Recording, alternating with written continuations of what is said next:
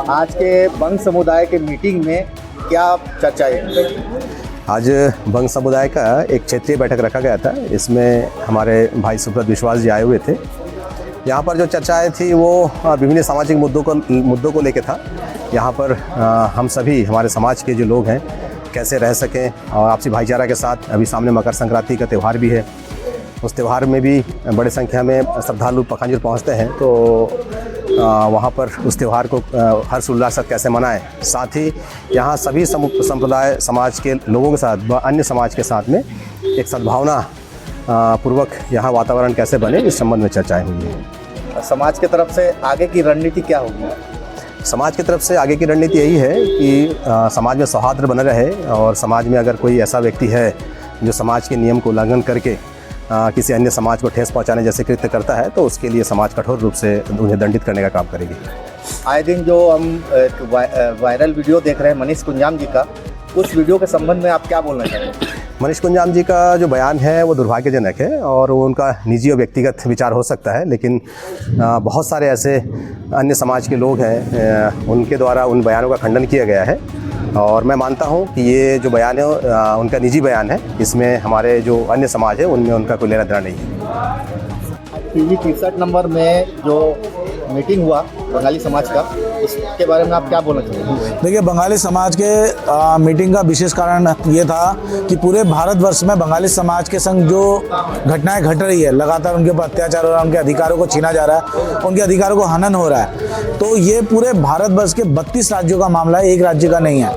अब पूरे भारतवर्ष के सभी बंगालियों को आरक्षण के मुद्दे को लेकर हम पूरे भारतवर्ष में एक आंदोलन के रूपरेखा तय कर रहे हैं। उसी के लिए हम माध्यम में यहाँ पहुँचे आज और यहाँ के छत्तीसगढ़ के हमारे विभिन्न क्षेत्रों में मीटिंगें हो रही है और लगातार 7-8 दिन के लिए मैं इस क्षेत्र में हूँ और बंगाली समाज को एक कर पूरे दिल्ली को घेरने का कार्य करने का प्रयास किया जाएगा हमारे द्वारा।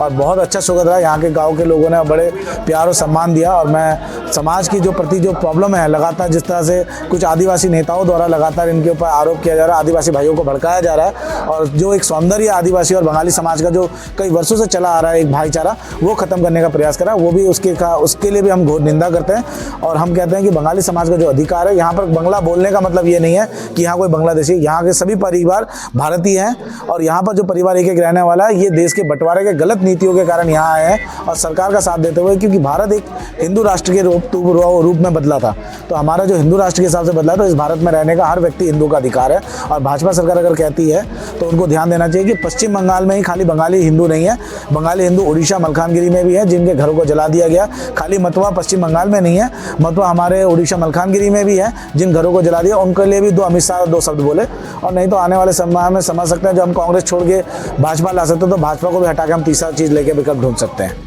आगे आप लोगों की क्या रणनीति रहेगी? हम लोगों की आगे की रणनीति है कि बहुत जल्दी दिल्ली के लिए पूरे देश के अंदर एक मीटिंग करी जा रही है और जैसे ही हमारे समाज वो एकत्रित होता है तो शायद दिल्ली के अंदर एक बड़ी मीटिंग की जाएगी और दिल्ली के अंदर संसद का घेराव करने का हमारा कार्यक्रम चल रहा है।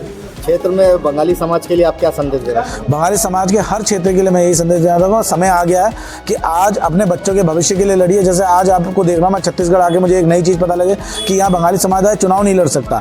यहाँ पर 70 वर्षों से ये परिवार रह रहे हैं, यहाँ लगातार रहता है, चुनाव नहीं लड़ सकता। ऐसे अधिकारों का हनन बंगाली समाज का बर्दाश्त नहीं किया जाएगा। और पूरे भारतवर्ष में अलग अलग क्षेत्रों में, जैसे उत्तराखंड में आरक्षण नहीं मिलता और उत्तर प्रदेश में आरक्षण नहीं मिलता, कहीं पर बंगाली समाज के वोटर ID कार्ड नहीं बना रहे, बहुत सारे विभिन्न मुद्दे लगातार क्षेत्रों में जाके पता लग रहा है और ये बर्दाश्त नहीं किया जाएगा। बंगाली समाज का अपमान बर्दाश्त बिल्कुल नहीं किया जाएगा।